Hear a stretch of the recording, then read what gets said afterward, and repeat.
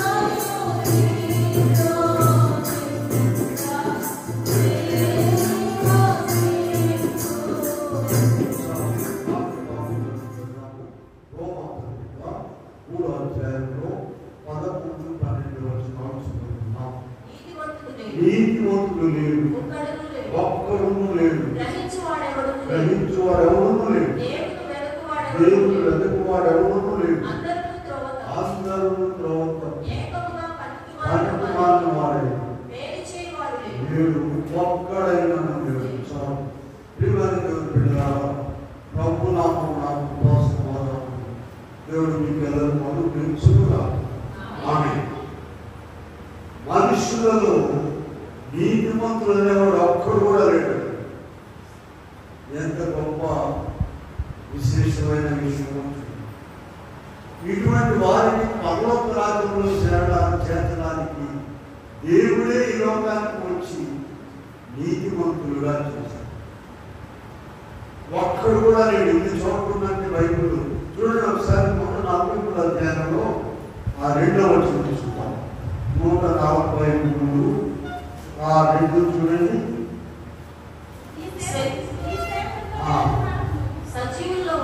సజీవులలో ఒకడును ఎంచబడడు. సజీవులలో ఒక్కడు కూడా. ఈ మాట అందరికి బాగుంది. అందరి పరిస్థితులు అందరికీ సంతోషంగా ఎవరైనా ఇంటి పక్కన బాస్ అయ్యి మనం దగ్గర ఇంకా ఎక్కువ ఈ మాటలు బాగానే ఉన్నాయి. అయితే ఇటువంటి వారిని పరలోక రాజ్యంలో చేర్చడం ఈ బోధ మనకి ఎందుకు ఇచ్చాడంటే దేవుడు గురించి ఇది ఇలా ఉంటే అలా వదిలిపెట్టడానికి కాదు. అనేక మంది పరిశుద్ధ గ్రంథంలో వెలుపల నీతిమంతులుగా తీర్చబడి పరలోక రాజ్యంలో చేయడం. ఇంకా మనం చూస్తే చూడండి, ప్రసంగిలోకి వెళ్దాం. 7వ అధ్యాయంలో ప్రసంగి 7:20 చూద్దాం. 7:20 చదవండి. పాపము చేయక మేలు చేయుచుండు నీతిమంతుడు భూమి మీద ఒక్కడైనా లేడు. పాపము చేయక మేలు చేయుచుండు నీతిమంతుడు ఒక్కడు కూడా లేడు. చూసారా? ఇంకొక మాట చూద్దాం. మరి యోగులకు వెళ్దాం. యోగ గ్రంథంలో 25:4 నుండి చూసినట్లయితే 25వ అధ్యాయంలో నరుడు దేవుని దృష్టికి ఎట్లు కాగలడు? స్త్రీకి పుట్టినవాడు ఎట్లు శుద్ధుడు కాగలడు? ఇలా కనుక దీన్ని బట్టి ఎవరు కూడా నీతిమంతుడు కాదు.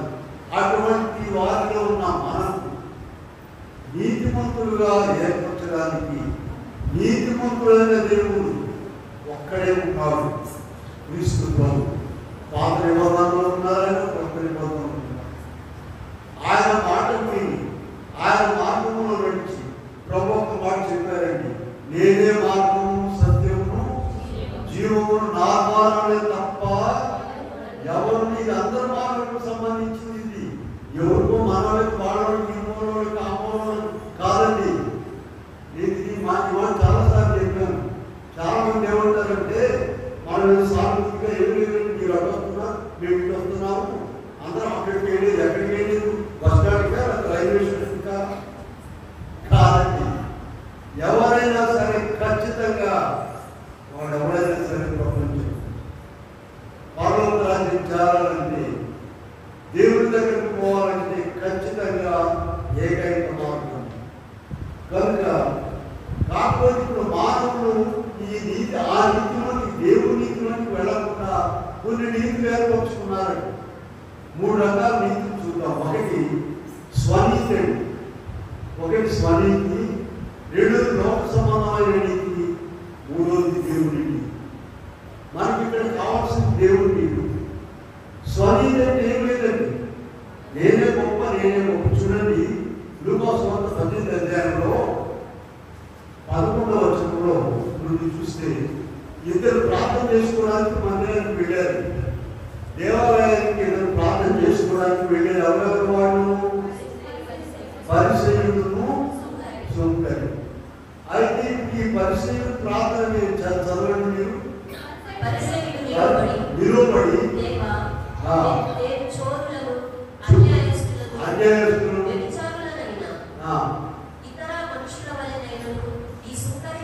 ఈ సుంకరి వలనైనా కాకుండా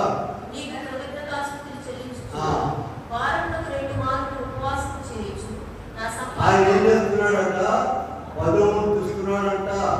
వారానికి 2 సార్లు ఉపవాసం ఉంటున్నాడంటే నిజమే, అబద్ధం లేదు.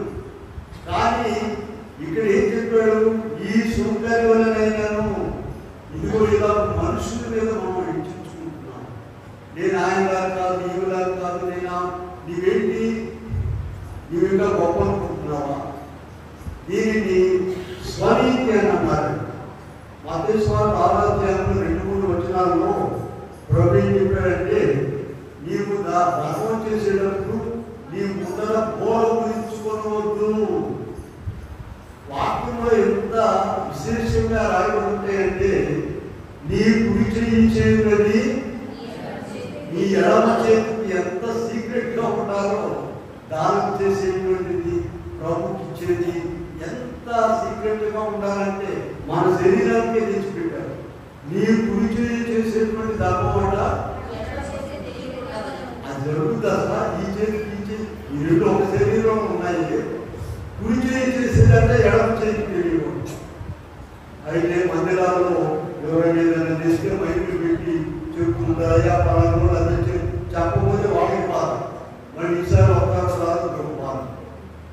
ఇలాంటివన్నీ కూడా ప్రభు సన్నిధిలో మరి ఇవన్నీ కూడా స్వనీతికి సంబంధించినటువంటి ఇంకా ఉన్నాయి. చూడండి, యెషయా గ్రంథంలో పెడదాం ఒక మాట చూడండి. 65వ అధ్యాయంలో 40 వచనాలు కూడా చూద్దాం. వారు సమాధుల్లో కూర్చుంటూ రహస్య స్థలములలో ప్రవేశించు పచ్చి మాంసము తీర్చుదురు. వారు మా దాపులకు రావద్దు, ఎడమగా ఉండము, నీకంటే మేము శుద్ధులమని చెబుతున్నారు. ఎడమగా ఉండండి. అసలు ఎక్కడున్నారు? సమాధుల్లో ఉన్నారు. ఏం తింటున్నారు? పచ్చి మాంసము. వ్యతిరేకించబడిన బైబిల్లో పచ్చి మాంసం తినకూడదు. అది తింటూ సమాధులు ఏమంటున్నారు? మీరు ఎడమగా ఉండండి, మా దగ్గరికి రావద్దు, మీకంటే మేము పరిశుద్ధులము. వీళ్ళారా ఇవన్నీ కూడా స్వనీతికి సంబంధించినవి. ఇందాక మనం ఆరాధనలో చదువుతున్నాం చూడండి. శాస్త్రుల పరిచయం సంగతి మత్తయి సువార్త 23వ అధ్యాయంలో ప్రభు వాళ్ళ గురించి చాలా విశేషంగా చెప్పారు. మత్తయి సువార్త 23వ అధ్యాయంలో మనం చదివాం. అయ్యో పేషదారులైన శాస్త్రులారా,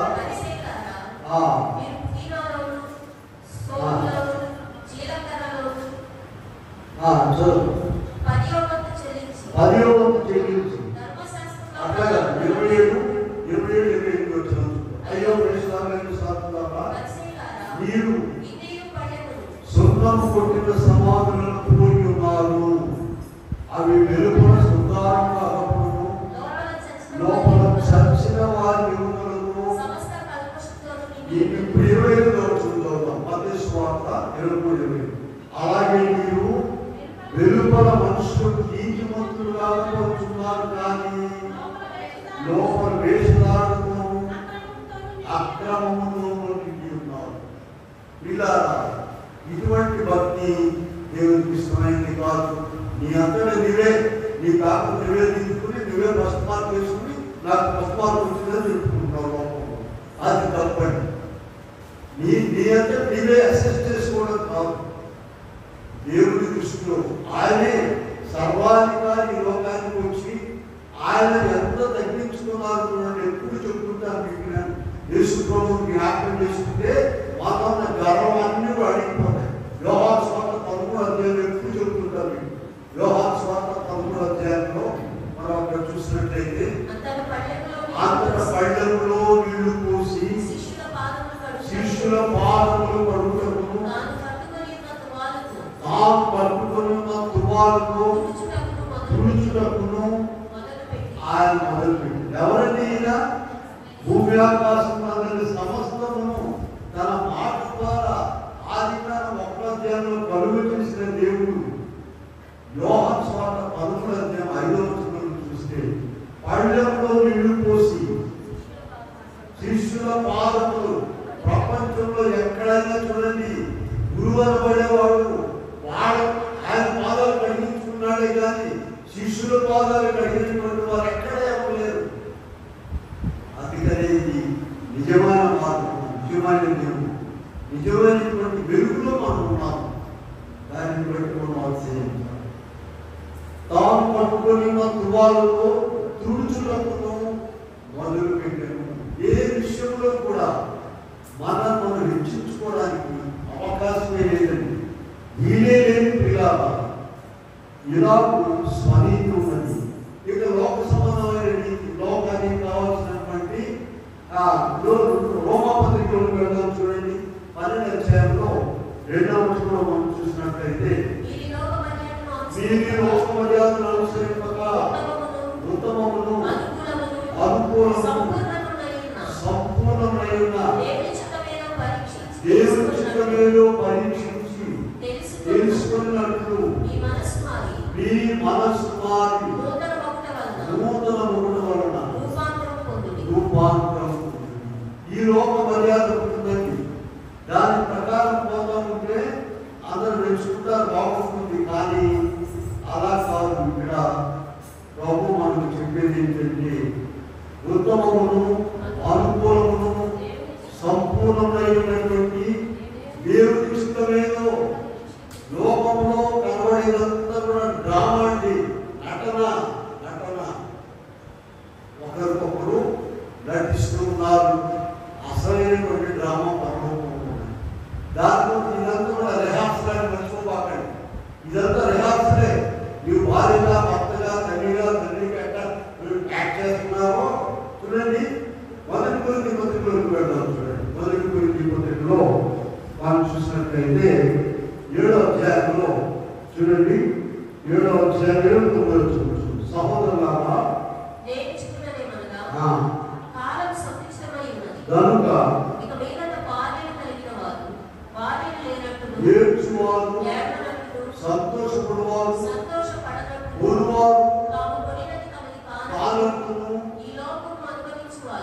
అధికంగా అనుభవించుకున్నట్లు ఏదనగా ఈ లోకపు నటన గతించుతున్నది.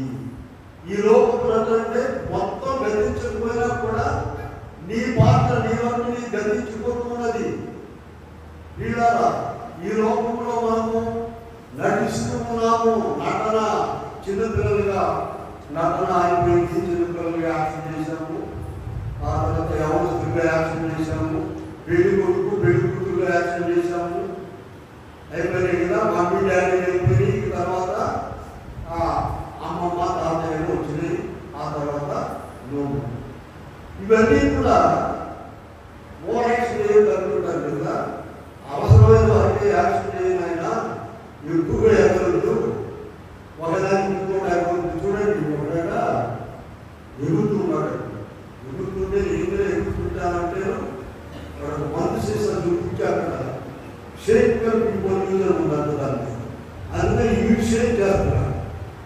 వీడు వాడికంటే వాడు స్నేహితుడు కదా, ఇంకొక ఎదవ చెప్పాడు, వాడు బాగా పట్టుకుని ఆ మందు వాటి మీద ఏం చెప్పాడు అక్కడ? మందులు షేక్ చేయమన్నాడు, వీడు షేక్ అవుతున్నాడు. ఇలా వీళ్ళారా ఓవర్ యాక్షన్ చేయకుండా అవసరమైన దేవుడు చూస్తున్నాడు. ఈ ఓవర్ యాక్షన్ అండర్ యాక్షన్ అని చెప్తున్నాను. కనుక ఇవన్నీ గ్రహించిపోతున్నాయి. కనుక దేవుని నీతిలోనికి రావాలి. దేవుని నీతి అనేది ఏంటి, మనం ఎలా అనేటువంటి దాన్ని మనం తెలుసుకున్నట్లయితే ఈ లోకంలో ఉన్నంత మొదటి ఆత్మకి 2వ అధ్యాయంలో 16-17లో మనం చూసినట్లయితే ఈ లోకంలో ఉన్నదంతా శరీరాశ, నేత్రాశ, జీవపు డాబములు ఇవన్నీ కూడా తండ్రి వలన కలిగినవి కావు. 2వ అధ్యాయంలో 16-17 వచనాలు మనం చూస్తే ఇవన్నీ కూడా తండ్రి వలన కలిగినవి కావు.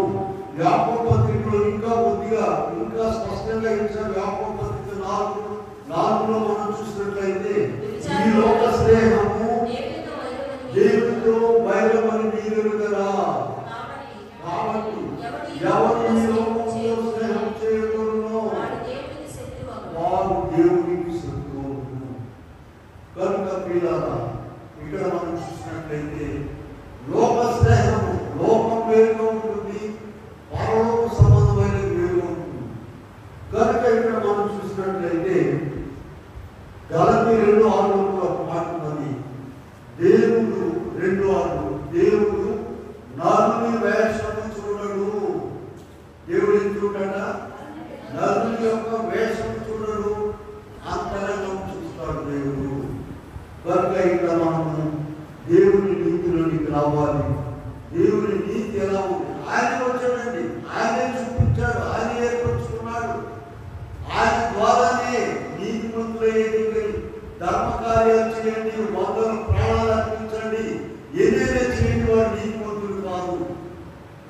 క్రీస్తు ప్రభు నీతిమంతులైనటువంటి ప్రభు దగ్గరకు వచ్చి ఆయన మార్గంలో నడిచిన వారి నీతిమంతులు. చూడండి, కొందరు మనము నీతిమంతులైన వారిని కొందరిని మనము పరిశీలించుకుందాం. నమస్కారం చూస్తే అబ్రహాము గారు చూద్దామండి. ఆదికాండం 15వ అధ్యాయంలో 6వ వచనంలో చూసినట్లయితే ఆదికాండం 15:6లో అబ్రహాము గారి విషయం చదవండి.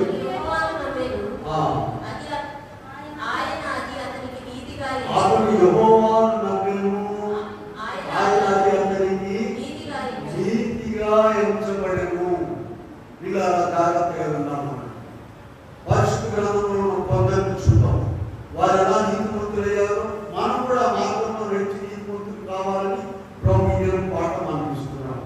అబ్రహాము గారు 15:6 ఆదికాండంలో అతను యెహోవాను నమ్మెను. అతను నమ్ముకున్నాడండి. మేము నమ్ముకున్నామంటే అట్లా కాదు, ఆ నమ్మకం కాదు. రోమా పత్రికలోకి వెళ్దాం సార్. చూడండి, అబ్రహాము గారి విషయమే రోమాలో కూడా రాయబడింది. 4వ అధ్యాయంలో 18-19 వచనాల్లో మనం చూసినట్లయితే నీ సంతానం ఇలా ఉంటుందని చెప్పిన దానిని బట్టి అనేక జనములకు తండ్రి అయినట్లు నిరీక్షణ ఆధారం లేనప్పుడు దానికి నమ్మేను.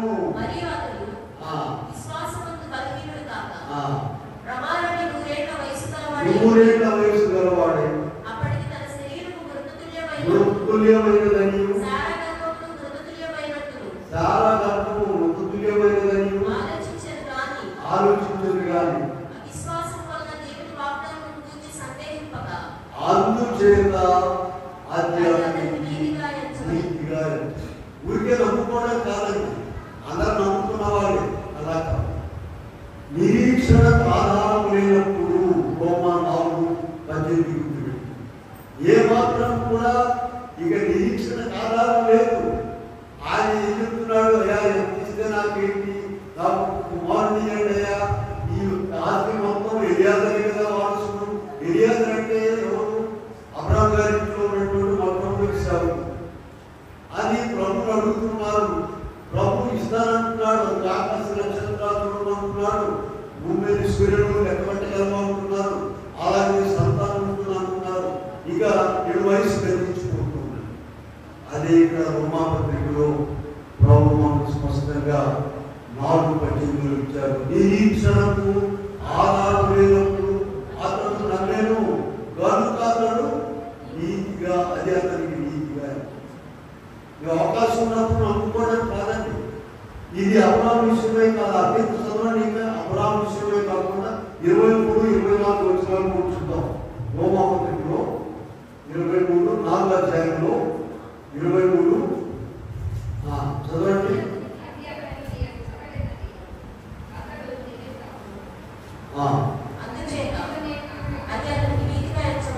అందుచేత అతను నీతిగా, అది అతనికి ఎంచబడేదని అతని నిమిత్తము మాత్రమే కాదు కానీ మన ప్రభువైన యేసును లేపిన వాని యందు విశ్వాసం ఉంచిన మనకును ఎంచబడునని మన నిమిత్తము కూడా వ్రాయబడెను. అబ్రహాము గారి విషయమే కాదండి, మన నిమిత్తమే, మన నిమిత్తం కూడా అనేక పనులు, సమస్యలు, చిక్కులు, ఇబ్బందులు, కష్టాలు, నష్టాలు ఎవరి వల్ల కాదు, తీర్చలేరు అనేటువంటి సమస్యలు ఉన్నాయి. వాటన్నిటి విషయంలో నీవు నమ్మగలిగినట్లయితే అది నీతిమంతులుగా దేవుడిని తీర్చడమే కాకుండా అది ఆశించడానికి తప్పకుండా ఇస్తాడు. అది ఇక్కడ అబ్రహాము గారి ద్వారా మనం అబ్రహాము గారు ఎలా నీతిమంతులు అయ్యాడండి? దేవుడిని నమ్మడం ద్వారా. ఎలా నమ్మడము? ఆయనకేమో 90 ఏళ్ళు వచ్చినాయండి, ఆయనకేమో 100 వచ్చినాయి. నాకు కుమారుడు ఇస్తాడని నమ్మడం ద్వారా నీతిమంతులయ్యాడు. నీవు కూడా నీ గడ్డు సమస్యల విషయంలో ప్రభువును నమ్మినట్లయితే ఆయన నీకు నీతిమంతులుగా తీర్చుతాడు, నీకు కావాల్సింది ఇస్తాడు. సరే, రెండవ చూద్దాం. మనం ఇక్కడ చూసినట్లయితే నోబహు గారి దగ్గరికి పోదాం. హెబ్రీయులకు రాసిన పత్రిక 11వ అధ్యాయంలో 7వ వచనం చూద్దాం. 11. విశ్వాసమును బట్టి నోవహు అది వరకు చూడని సముద్రమును గూర్చి దేవుని చేత హెచ్చరింపబడి భయభక్తులు గలవాడై తన ఇంటి వారి రక్షణ కొరకు ఒక ఓడను సిద్ధము చేసెను. అందువలన అతడు లోకము మీద నేరస్థాపన చేసి విశ్వాసమును బట్టి కలుగు నీతికి వారసుడయ్యను. వీళ్ళారా ఆయన తన ఇంటి వారి కొరకు ఒక ఓడ ఏర్పరుచుకున్నాడు. ఆదికాండము 7వ అధ్యాయం 7:1 యెహోవా ఈ తరం వారిలో నీతిమంతుడైన చూచితిని, నీవును ఓడను చదివిస్తు. వీళ్ళారా ఈ తరం వారందరిలో మరి హెబ్రీ పత్రికలో ఒక మాట చదివాను చూసారా? అసలు ఎప్పుడు ఈ వారు ఎప్పుడు చూడని సంగతులు చెప్తున్నాడు దేవుడు. జలప్రళయం వస్తుంది, అందరూ మునిగిపోతారు, చనిపోతారు, కొండలు గుట్టలు అరణ్యాలు చెట్లు అన్నీ కూడా హిమాలయ పర్వతాలు కూడా మునిగిపోతాయి. ఇవాళ జరిగిందని జరగలేదు. ఎవరు చెప్తున్నారు? దేవుడు చెప్తున్నారు. కనుక దేవుడు చెప్పే మాటలన్నీ విని ఆయన చెప్పింది యావత్తు చేశాడంట.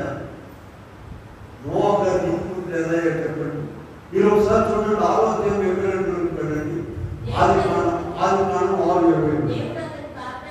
దేవుడు అతనికి ఆజ్ఞాపించినది యావత్తు అతడు చేశాడు. యావత్తు చేశాడు. 7:22 వెళ్ళండి. అదే మాట 7వ అధ్యాయం. నోవహు యావత్తు చేశాడు. చూడండి, అబ్రహాము గారు ఎలా నీతిమంతుడు అయ్యాడు చెప్పండి. బలముగా దేవుని నమ్ముకోవడం ద్వారా ఏమైనా సరే మరణమైన మొక్కలు అయిపోయినా సరే.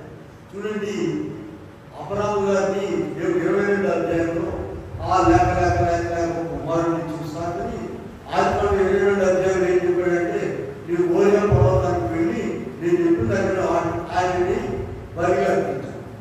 పొట్టేళ్ళు తీసుకెళ్ళి నరికి బలి అర్పిస్తారే అలా అర్పించు. ఎంత విశ్వాసం ఉంటుంది. మనకు కొంచెం ఇబ్బంది రావచ్చు, కొద్దిగా ఇబ్బంది రానివ్వండి, అవిశ్వాసం దిగులు విచారం చేస్తారు. ఇలా అట్టి విశ్వాసం ద్వారా నమ్మిక ద్వారా అపరాధ నోవహు గారి విషయం దగ్గరకు వస్తే 2 వచనాలు చదివించాను మీకు. 6:22-7. ఈ ఇంట్లో ఏముందంటే దేవుడు చెప్పినది యావత్తు చేశాను. దాంట్లో కొన్ని మినహాయించుకోవాల.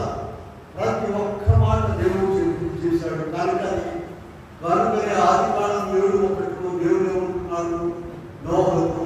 ఏమంటున్నాడంటే 7:1 ఈ తరం వారిలో నీవే నా ఎదుట నీతిమంతుడవై ఉన్నావు. చూసారా? ఒక్కడు ఆ ఒక్కతను ఓడను నిర్మించుకున్నాడు. తన ఇంటి వారు 3 కుమారులు, 3 కోడళ్ళు, నోవహు, ఆయన భార్య, 8 మంది మాత్రమే రక్షించారు. ప్రియులారా, రేపు మనకు కూడా అగ్ని ప్రళయం రాబోతుంది. జల ప్రళయం అయిపోయింది. చూడండి, 2వ పేతురు పత్రికలో 3వ అధ్యాయంలో 10వ వచనం చూసినట్లయితే 2వ పేతురు పత్రిక 3:10. అయితే ప్రభు దినము దొంగ వచ్చినట్లు వచ్చును. ఆకాశములు మహాధ్వనితో గర్జించిపోవు, పంచభూతములు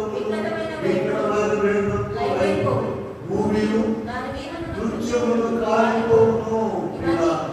అప్పుడు నీవు ఎక్కడ దాక్కుంటావు? ఎక్కడ?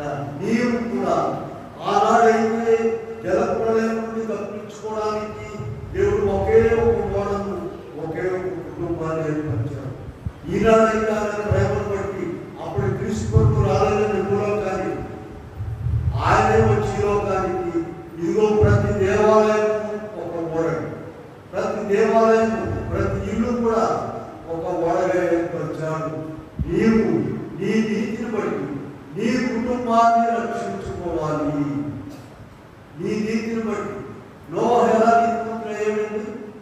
దేవుడు తనకు ఆజ్ఞాపించినది యావత్తు చేశాడు. తన పరిధిలో, తన శక్తిని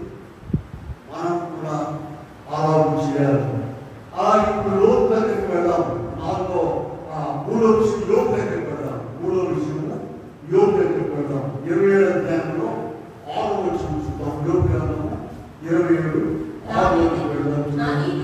నా నీతిని విడువక గట్టిగా పట్టుకుందును, అంతటి విషయములో నా హృదయము నన్ను నిందింపదు. పిల్లరా, యోబు గారి సంగతి మనం చెప్పుకున్నందుకు అందరికీ తెలుసు. అంతా నష్టపోయాడు. ఇప్పుడు అన్ని కుమార్తెలు చనిపోయారు. అతనుకున్న ఆస్తిపాస్తులు అన్నీ పోయినాయి. ఇప్పుడు ఏం చెప్తున్నాడు? నా నీతిని విడువక గట్టిగా పట్టుకుంటున్నాడు.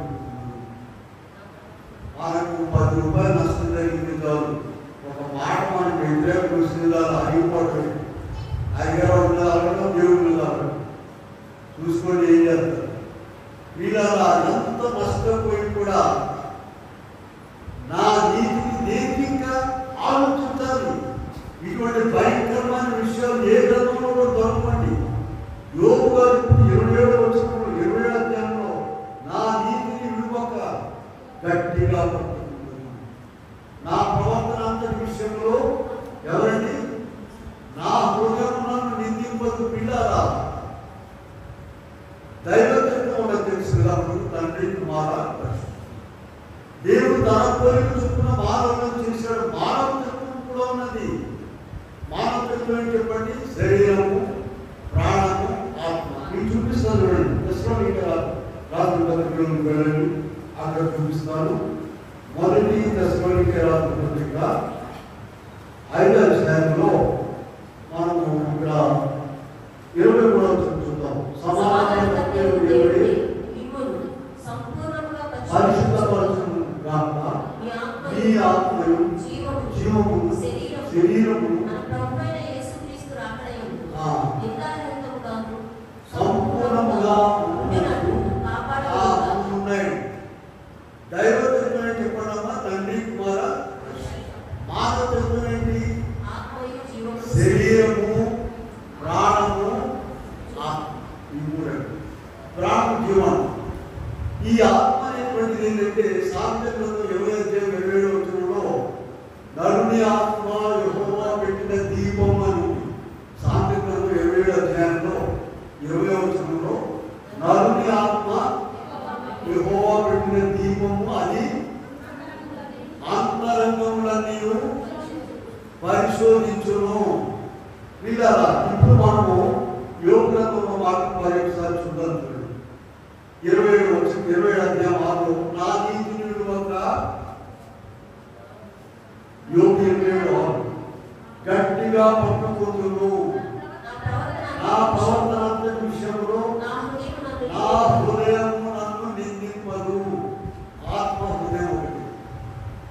ఇప్పుడు మన మనసులో మన శరీరం ఉన్న హృదయం కూడా దేవుడు పెట్టిన ఆత్మే. ఇది కూడా దేవుడి భాగం. ఇది మనకు వారికి ఇష్టం ఉంటుంది. చూడండి, మొదటి యోహాను పత్రికలో 3వ అధ్యాయంలో 20-21 చూద్దాం. మొదటి యోహాను పత్రిక 3:20-21 చూద్దాం. దేవుడు మన హృదయం కంటే అధికుడైంది. మన హృదయము ఏ విషయంలో మన యందు దోషారోపణ చేయను సంపన్నిపరుచుకుందాము. పిల్లారా,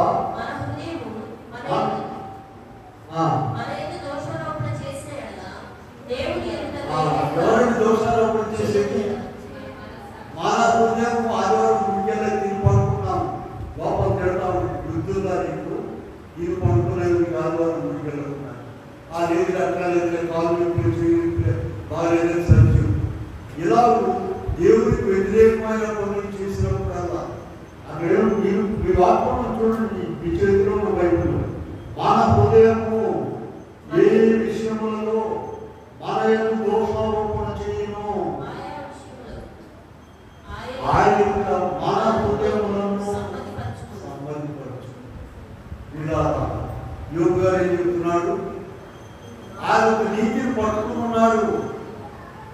34 అధ్యాయం నుండి పుస్తకాలు 66 పుస్తకాల్లో లేని మాట యోబు గ్రంథం 34 అధ్యాయంలో మీకు చూపిస్తాను. చూడండి, యోబు గ్రంథము 34 ఇదే 34:10 విజ్ఞానం మనుషులారా నా మాట ఆలకించుడి. దేవుడు అన్యాయం చేయుట అసంభవము. సర్వశక్తులు దుష్కార్యము చేయుట అసంభవము. నరుల క్రియలకు ఆయన అందరికీ వారి వారి మార్గములను వాళ్ళ పనిలో చూడండి. ఏ మాత్రమును దుష్కార్యము చేయడు. సర్వశక్తులు నువ్వంటే ఆంటే దేవుడిలోకి వెళ్ళాలి. మేము కాలేజీలో పనిచేసే కదండి, ఏదైనా తక్కువ ఏంటంటే మాకు ఇంత రాసిన దేవుడు అది చదవడం పుస్తకాలలో బజార్లో తిరుగుతాడు, కాలేజీకి రాడు. దేవుడు అంటే ఏం రాసాడమ్మా? తక్కువ రాశాడు దేవుడు. దేవుడు రాయలేడు. నీవు చేసుకున్నది కానీ దేవుడు ప్రేమ కలిగిన వాడు, జాలి కలిగిన వాడు. ఆయన మొదలుపెట్టుకుంటే ఎంత పాపమైనా ఎంత తప్పైనా సరే ఆయన క్షమిస్తాడు. అసలు దేవుడి కంటే క్షమించేవాడు లేదండి. ఎంత భయంకరమైన పాపైనా సరే. మీకు ఒక ఉదాహరణ చూపిస్తాను చూడండి. 3వ అధ్యాయంలో దేవుడి ప్రేమ ఎలా ఉంటుందో ఒక్కసారి చూద్దాం. 3:1 చూడండి. మరియు ఒకడు తన భార్యను త్యజించగా తొలగిపోయి వేరొక పురుషుడైన తర్వాత తిరిగి చేరునా ఆయనను నీవు అనేకులైన వినగాండ్రతో వ్యభిచారం చేసినాను. ఎవరైనా సరే ఇంతకంటే ప్రేమ కలిగిన దేవుడు ఎవరు కూడా లేరండి. నీవు ఎవరైనా సరే, ఎట్టి పరిస్థితుల్లో ఉన్నా సరే, ఎంత దుర్మార్గంలో ఉన్నా సరే, నా ప్రయాసపడి భారం చూసుకుంటున్న సమస్తమైన వారారా పిల్లారా పరిశుద్ధమైన దేవుడు ఈ బైబిల్లో మాత్రమే దేవుడిని గుర్తున్న సంగతులు ఉన్నాయని ప్రపంచంలో ఏ గ్రంథంలో ఉండాలి. ఇక్కడ దేవుడు 2 కేకలు ఇచ్చాడండి మానవుడు. తొలికేక మలికేక. తొలికేక ఎక్కడ ఉందండి? మత్తయి సువార్త 11వ అధ్యాయంలో 21వ వచనం. ప్రయాసపడి భారం మోసుకుంటున్న సమస్తమైన వారులారా నా యొద్దకు రండి, నేను మీకు ఎందుకై అట్లా చేస్తాను, నా దగ్గరికి రండి, మీకు విశ్రాంతి ఇస్తాను. ఈ కేకను అందుకోలేదనుకో మలికేక దగ్గర చెప్పండి. 90వ కీర్తనలో ఉన్నది. 90వ కీర్తనలో నరులారా తిరిగిరండి చెప్పి చెప్పి చెప్పి మరికేకుందామా? ఇక్కడ అయా చాలు, ఇక్కడ సాధించింది చాలు, నువ్వు పొడుగు చేసింది చాలేక వెళ్ళిపోవాల్సిందే. కానీ కేకేస్తుంది కనుక ప్రియమైన వారులారా మనము మన పాఠంలో పోతాం. యోబు గారు ఎంతో నష్టపడి నేను నా నీతిని విడువక గట్టిగా పట్టుకుంటున్నాను అంటున్నారు.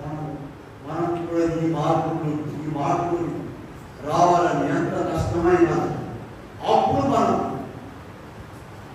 ఆ నీతి మంత్రుల వరుసలోకి వెళ్తాం. లోపు విషయం చూద్దాం చూడండి. 2వ పేతురు పత్రికలో 2వ అధ్యాయంలో 7-8 వచనాలు మనం చూసినట్లయితే దుర్మార్గుల కామ వికారయుక్తమైన నడవడి చేత బహు బాధపడిన నీతిమంతులకు లోటును తప్పించేది.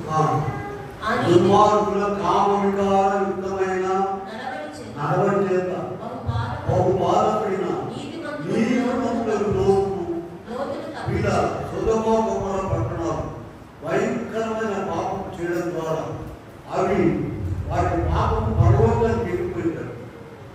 దేవుడు వాటిని నాశనం చేయాలని ఊరుకున్నప్పుడు అక్కడ లోతు ఒక్కడే కనబడ్డాడు. ఆయన రావడానికి కూడా వీలు కాదు. అయితే దేవుడు ఏం చేశాడు చెప్పండి?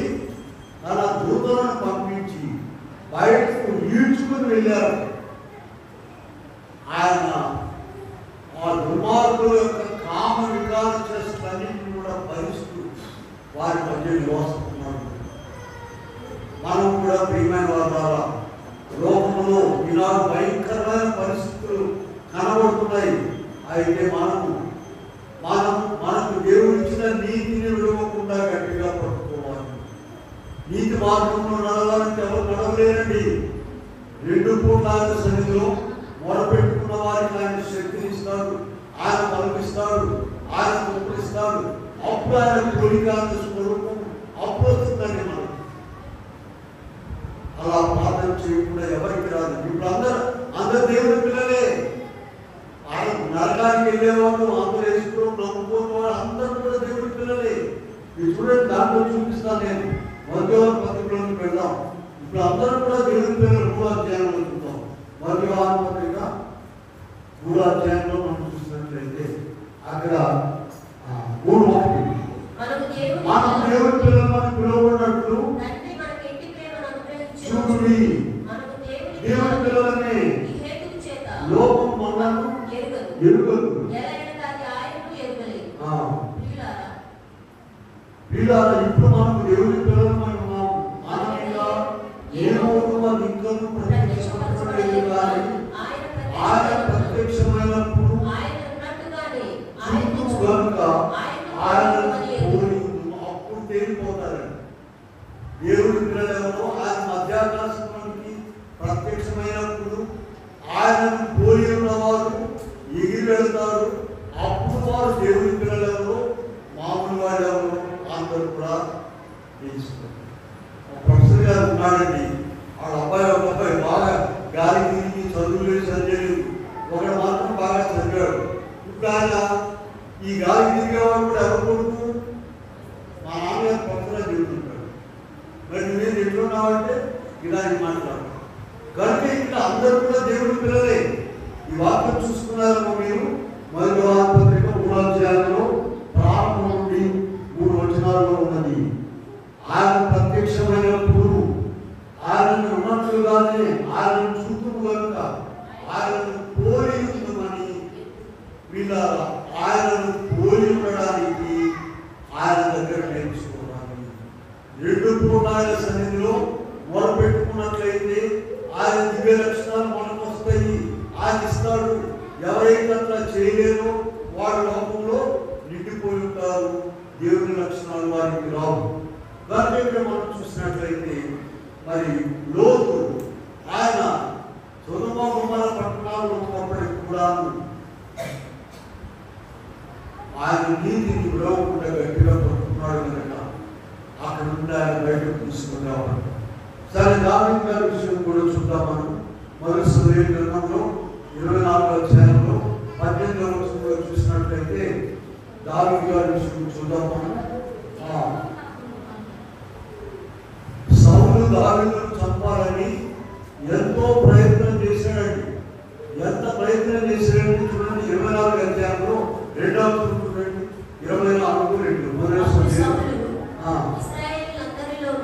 అందరిలో నుండి 3,000 మందిని ఏర్పరచుకొని దావీదును వెతికి చంపడానికండి 3,000 మందిని ఏర్పరచుకున్నాడు. 26:2 కూడా చూడండి.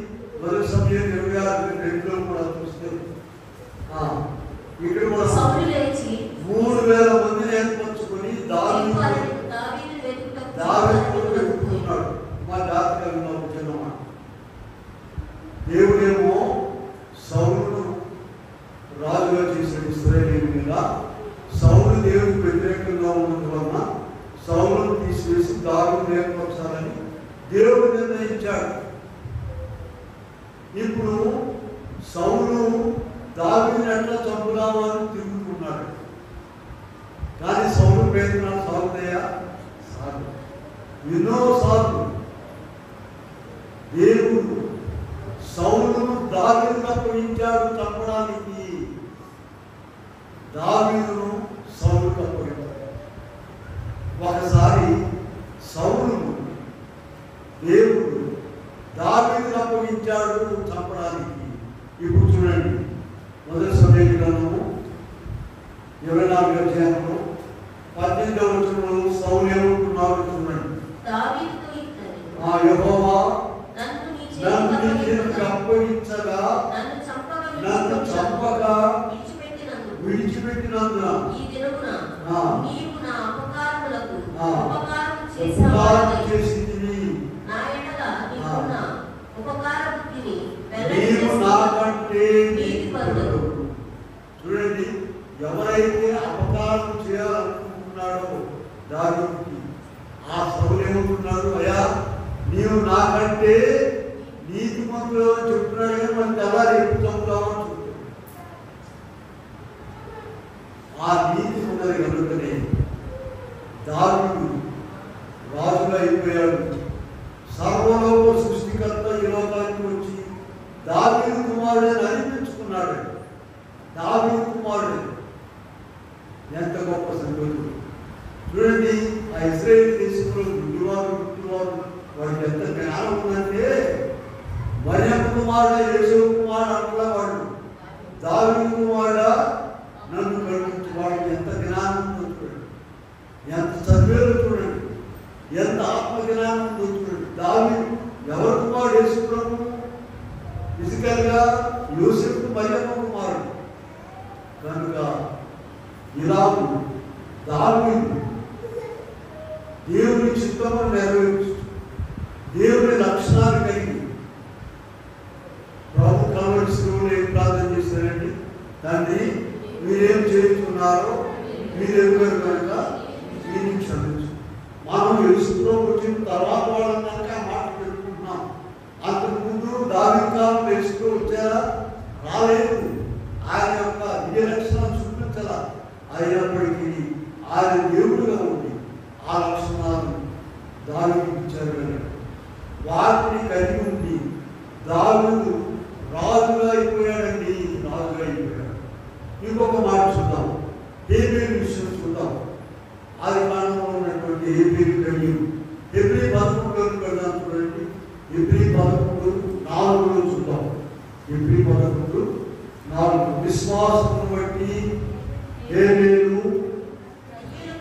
కయీను కంటే శ్రేష్టమైన బలిని అర్పించెను. ఆత్మలను గురించి సాక్ష్యం ఇచ్చినప్పుడు నీతిమంతులని సాక్ష్యం పొందెను. పిల్లలు అతని యొక్క అర్పణలను బట్టి నీతిమంతులని సాక్ష్యం పొందాడని. అర్పణలను ఇద్దరున్నారు అన్నదమ్ములు, కయీను హేబేలు. కయీను ఏం పని చేసేవాడు? వ్యవసాయం పని చేసేవాడు. హేబేలు గొర్రెలను కాల్చేవాడు. హేబేలు అంట దేవుడికి ఒక గొర్రెను అర్పించడానికి అన్ని గొర్రెల మందలను చూసేవాడు. ప్రకటించి ఏది బాగుందో, బలంగా ఏముందో, అందంగా ఏముందో దాన్ని తీసుకొచ్చి బలిగా. కయ్యనైతే ఆ వ్యవసాయంలో ఉన్న తాడు తప్ప ఇద్దరు నుంచి అర్పించాడు.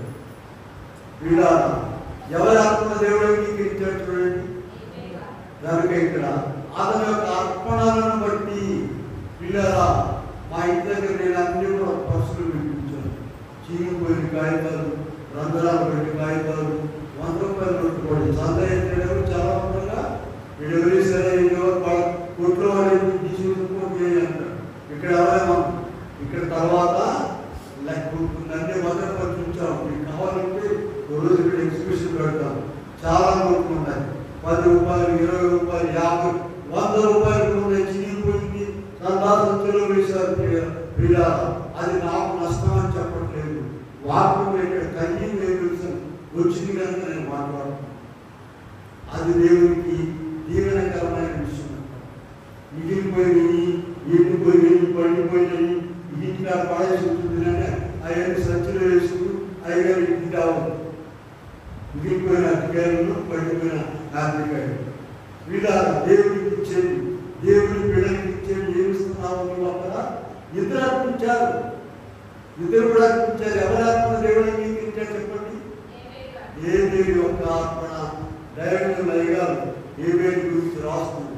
కొండ మీద నుండి అన్నిటిని కూడా పరిశీలించేవాడు. తన మందరం అన్నిటిని కూడా జాగ్రత్తగా చూసి ఏది బాగుందో, ఏది బలంగా ఉందో, ఏది చక్కగా అందంగా ఉందో దాన్ని తీసుకొచ్చి దేవునికి బలిగా ఇచ్చాడు. దాని ద్వారా ఏమైందండి? ఏమయ్యాడు? నీతిమంతులయ్యాడు. కనుక ఇలా అనేక మంది నీతిమంతులుగా ఉన్నారు. చివరిగా వారి ఇద్దరి గురించి ఉన్నాం. జకర్యా ఎలిజబెత్ గురించి మాట్లాడుతున్నాం. లూకా అధ్యాయంలో లూకా 1:5-7 వరకు చూసినట్లయితే ఇద్దరు ఉన్నారు ఇక్కడ. జకర్యా ఎలిజబెత్ వీరిద్దరు కూడా ప్రభు యొక్క సకలమైన ఆజ్ఞలు చూపున్నాను, న్యాయములు చూపున్నాను, నిరపరాధులుగా నడుచుకుంటూ నీతిమంతులై ఉండిరి. దేవుని దృష్టికి నీతిమంతులై ఉన్నారు. ఇలా ఆ నీతి ఎక్కడా వచ్చిందో వారికి ఆమె వడ్రాలు పిల్లలు లేదు, అయినా కూడా ఇది జకర్యా ప్రార్థన చేస్తూనే ఉన్నాడు. అందుకని లూకా సువార్త 11:1లో ప్రభు మాట చెప్పాడు, విసుగగా నిత్యము నీ గడువు దాటిపోయినా సరే, ఉద్యోగం పోయింది, అన్ని పోయినాయి, చదువుకున్నాము రాలేదు, గడువు పోయింది, అయినా కూడా నువ్వు ప్రార్థన చెయ్యి. నీ కొరకు వేరే ఉద్యోగాలు ఇస్తాడు దేవుడు, నీ కొరకు అన్ని ఏర్పాట్లు చేస్తాడు దేవుడు. నీవు నిరాశపడిపోయినా కనుక ఇక్కడ మనం చూసినట్లయితే వీళ్ళిద్దరు కూడా ప్రభు యొక్క సకలమైన ఆజ్ఞలు చూపున్నాను, న్యాయములు చూపున్నాను, నిరపరాధులుగా నడుచుకుంటూ దేవుని దృష్టికి అలా ఎవరైతే నడుస్తారో వారు దేవుని దృష్టికి. ఇలా బైబిల్లో చాలా మంది విషయాలు వారు ఎలా నీతి మార్గంలో నడిచారు. మన అబ్రహాం గారి విషయం అనుకున్నాము, ఆయన దేవుని నమ్మే మర్యాదకి నీతిగా ఇచ్చారు. నోవా గారి విషయం ఏం చెప్పాము, యావత్తు దేవుడు ఆయన చెప్పింది యావత్తు చేశారు. అయితే ఇక్కడ ఒకటండి, మనం మొట్టమొదటి చదివి చూసారా, నీతిమంతుడు ఒక్కడు లేడని చెప్పాం. అయితే మనం దేవుని మాట వినడం ద్వారా, ప్రార్థన చేసుకోవడం ద్వారా, వాక్యం బలముగా చదవడం ద్వారా నీలో మార్పు వస్తుందండి. 2 పూటలు ప్రార్థన చేయడం ద్వారా నీకు తెలియకుండానే నీవు నీతిమంతుడు అయిపోతావు. వాక్యం బాగా చదవడం ద్వారా ఆ శక్తి నీలోకి వచ్చి నీకు తెలియకుండానే నీవు దేవునికి ఇష్టమైన వాడుగా నీతిమంతులుగా అయిపోతావు.